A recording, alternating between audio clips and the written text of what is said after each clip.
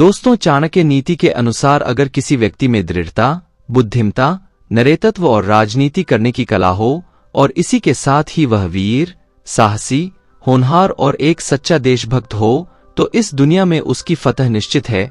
लेकिन एक ही व्यक्ति में इतने सारे गुणों की कल्पना करना मानो असंभव प्रतीत होता है।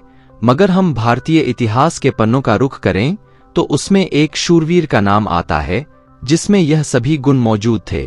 इस वीर पुरुष ने 15 वर्ष की आयु में ही इस दुनिया के सामने अपनी ताकत, साहस और बुलंद इरादों के दम पर यह बता दिया कि भारत में एक ऐसा शासक का उदय होने वाला है जो आगे आने वाले समय में न सिर्फ अपना स्वतंत्र शासन स्थापित करेगा बल्कि मुगलों के बुरे दिन भी शुरू हो जाएंगे, जिन्होंने भारतीय इतिहास में मराठा साम्राज्य को आर्थिक, सामाजिक और राजनीतिक रूप से सशक्त बनाया, गोरिल्ला युद्ध के सूत्रधार बने और आगे चलकर इंडियन नेवी के जनक कहे गए। इनकी रणनीति और जज्बे के आगे महान से महान योद्धाओं ने भी घुटने टेक दिए। दोस्तों, अब तक आपको अंदाजा तो हो ही गया होगा कि हम बात कर रहे हैं भारत के परमवीर पुत्र छत्रपति शिवाजी महाराज की। तो चलिए वीडियो शुरू करते हैं छत्रपति शिवाजी महाराज के प्रारंभिक जीवन से। लेकिन उससे पहले मेरी आपसे नम्र विनती है कि अगर आपने अभी तक चैनल को सब्सक्राइब नहीं किया है तो प्लीज चैनल को सब्सक्राइब करके भारत ज्ञान शो परिवार से जुड़ जाइए, क्योंकि इस चैनल पर इतिहास से जुड़े एक से एक वीडियो आपको देखने को मिलेंगे। और अगर वीडियो अच्छी लगे तो लाइक भी कर दे। तो चलिए आगे बढ़ते हैं। शिवाजी महाराज का जन्म 19 फरवरी 1630 में शिवनेरी दुर्ग में हुआ था। शिवनेरी का दुर्ग पूना से उत्तर की तरफ जुन्नर नगर के पास था। उनके पिता का नाम शाहजी भोंसले और माता जीजाबाई थी। उनका बचपन उनकी माता जिजाऊ के मार्गदर्शन में बीता। माता जीजाबाई अत्यधिक धार्मिक और साहसी महिला थी। इस धार्मिक माहौल का शिवाजी पर बहुत गहरा असर पड़ा। उन्होंने रामायण और महाभारत का गहरा अध्ययन किया। वह सभी कलाओं में माहिर थे। उन्होंने बचपन में राजनीति एवं युद्ध की शिक्षा ली थी। ये भोंसले उपजाति के थे जो कि मूलतः क्षत्रिय राजपूत वंश के थे। उनके पिता अप्रतिम शूरवीर थे और उनकी दूसरी पत्नी तुकाबाई मोहिते थीं।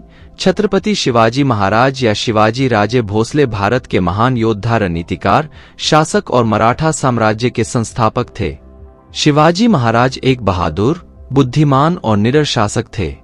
धार्मिक अभ्यासों में उनकी काफी रुचि थी। रामायण और महाभारत का अभ्यास वे बड़े ध्यान से करते थे। उन्होंने प्राचीन हिंदू राजनैतिक प्रथाओं तथा दरबारी शिष्टाचारों को पुनर्जीवित किया और फारसी के स्थान पर मराठी एवं असंस्कृत को राजकाज की भाषा बनाया। उनके शासनकाल में कोई भेदभाव, जातिवाद और सांप्रदायिकता नहीं थी। सेना नायक के रूप में शिवाजी की महानता निर्विवाद रही है। मात्र 16 साल की आयु में शिवाजी ने तोरना का किला पर जीत हासिल की थी। उन्होंने मुगलों के साथ कई लड़ाई लड़ी। शिवाजी प्रभावशाली कुलीनों के वंशज थे। उनकी माता जीजाबाई जाधव कुल में उत्पन्न असाधारण प्रतिभाशाली थी और उनके पिता यानी छत्रपति शिवाजी महाराज के नाना एक शक्तिशाली सामंत थे। वे दक्षिण सल्तनत में बीजापुर सुल्तान के मराठा सेनाध्यक्ष थे। शिवाजी महाराज के चरित्र पर माता पिता का बहुत प्रभाव पड़ा। बचपन से ही वे उस युग के वातावरण और घटनाओं को भली प्रकार समझने लगे थे। शासक वर्ग की करतूतों पर वे झल्लाते थे और बेचैन हो जाते थे। उनके बाल हृदय में स्वाधीनता की लौ प्रज्वलित हो गई थी। उन्होंने कुछ स्वामी भक्त साथियों का संगठन किया। अवस्था बढ़ने के साथ विदेशी शासन की बेड़ियां तोड़ फेंकने का उनका संकल्प प्रबलतर होता गया। छत्रपति शिवाजी महाराज का विवाह सन 14 मई 1640 में सईबाई निम्बालकर के साथ लाल महल पुणे में हुआ था। 1645 में किशोर शिवाजी ने प्रथम बार हिंदवी स्वराज्य की अवधारणा दादाजी नरस प्रभु के समक्ष प्रकट की। उस समय बीजापुर आपसी संघर्ष तथा मुगलों के आक्रमण से परेशान था। बीजापुर के सुल्तान आदिल शाह ने बहुत से दुर्गों से अपनी सेना हटाकर उन्हें स्थानीय शासकों या सामंतों के हाथ सौंप दिया था। जब आदिल शाह बीमार पड़ा तो बीजापुर में अराजकता फैल गई और शिवाजी महाराज ने अवसर का लाभ उठाकर बीजापुर में प्रवेश का निर्णय लिया। मात्र 15 वर्ष की उम्र में शिवाजी ने टोरना किले के बीजापुरी सेनापति इनायत खान को रिश्वत देकर किले का कब्जा पा लिया। पिता के मृत्यु के पश्चात शिवाजी ने दोबारा छापा मारकर 1656 में नजदीकी मराठा प्रमुख से जवली का राज्य हासिल किया। 1659 में आदिल शाह ने अफजल खान और उनके अनुभवी एवं पुराने सेनापति को शिवाजी को खत्म करने के इरादे से भेजा। इन दोनों के बीच प्रतापगढ़ के किले पर 10 नवंबर 1659 को युद्ध हुआ, लेकिन अफजल खान ने शिवाजी महाराज के साथ संधि करने की एक कुटिल चाल चली। ऐसा नियम तय हुआ था कि दोनों केवल एक तलवार व एक अनुयायी के साथ आएं, लेकिन छत्रपति शिवाजी महाराज को इसकी भनक लग गई। विश्वासघात के संदेह से शिवाजी ने दूसरे हथियार छुपा लिए थे। अफजल खान ने जैसे ही छत्रपति शिवाजी महाराज को गले लगाया, अपनी कटार से शिवाजी महाराज की पीठ पर वार कर दिया। लेकिन शिवाजी महाराज तो शिवाजी महाराज है। वह पहले से ही लोहे की जैकेट पहन कर गए। शिवाजी महाराज ने अपने बाघ नख के एक ही बार से अफजल खान की अंतड़ियां और किडनी बाहर निकाल दी। अफजल खान को मारने के पश्चात अपने छुपे हुए सैनिकों को बीजापुर पर आक्रमण का निर्देश दिया। 28 दिसंबर 1659 को इसी बहादुरी के साथ उन्होंने बीजापुर के सेनापति रुस्तम जमन के हमले का जवाब कोल्हापुर में दिया। शिवाजी राजे की बढ़ती ताकत को देखते हुए मुगल सम्राट औरंगजेब ने जय सिंह और दिलीप खान को शिवाजी को रोकने के लिए भेजा और उन्होंने शिवाजी को समझौते पर हस्ताक्षर करने के लिए कहा। समझौते के अनुसार उन्हें मुगल शासक को 24 किले देने थे।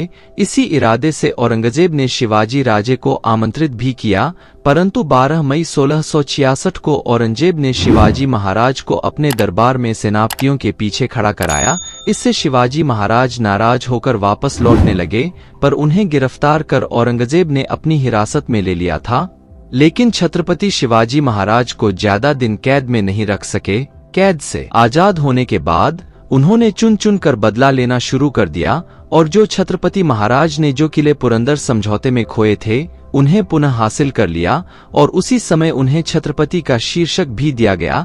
ऐसे थे हमारे वीर छत्रपति शिवाजी महाराज।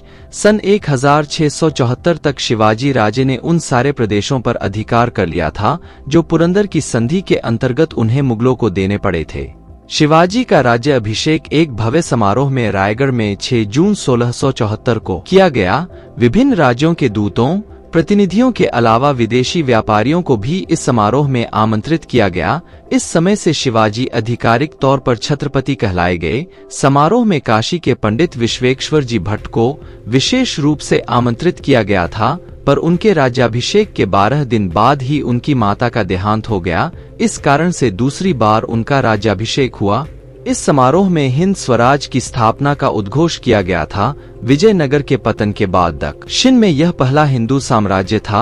एक स्वतंत्र शासक की तरह उन्होंने अपने नाम का सिक्का चलवाया। उन्होंने मराठाओं की एक विशाल सेना तैयार कर ली थी। उन्हीं के शासन काल से गुरिल्ला के युद्ध प्रयोग का भी प्रचलन शुरू हुआ। उन्होंने सशक्त नौसेना भी तैयार कर रखी थी जो किले आदि की सुरक्षा प्रदान करती थी। भारतीय नौसेना का उन्हें जनक कहा जाता है। शिवाजी धर्मनिष्ठ हिंदू थे, परंतु वे सभी धर्मों का सम्मान करते थे।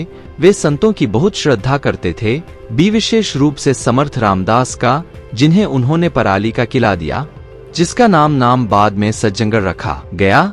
रामदास द्वारा लिखित शिवस्तुति महाराज शिवाजी की प्रशंसा बहुत प्रख्यात है। शिवाजी जबरदस्ती धर्म परिवर्तन का विरोध करते थे। वे स्त्रियों के प्रति मानवता रखते थे। शिवाजी की सेना में कई मुसलमान सैनिक भी थे। सिद्दी इब्राहिम उनके तोपों के प्रमुख थे। शिवाजी महाराज एक बात हमेशा कहते थे, अगर मनुष्य के पास आत्मबल है तो वो समस्त संसार पर अपने हौसले से विजय पताका लहरा सकता है।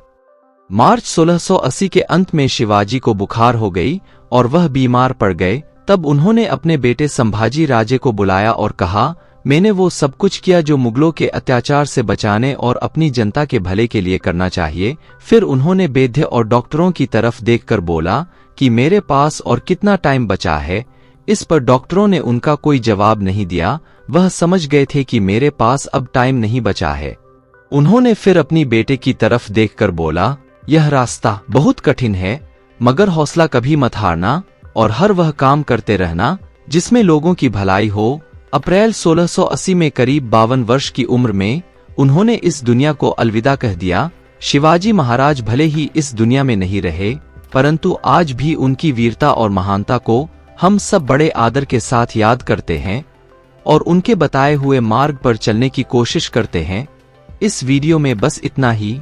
मेरी वीडियो अच्छी लगी हो तो लाइक, कमेंट, शेयर करें और सब्सक्राइब करना ना भूलें। Thank you for watching my video. जय हिंद, वंदे मातरम।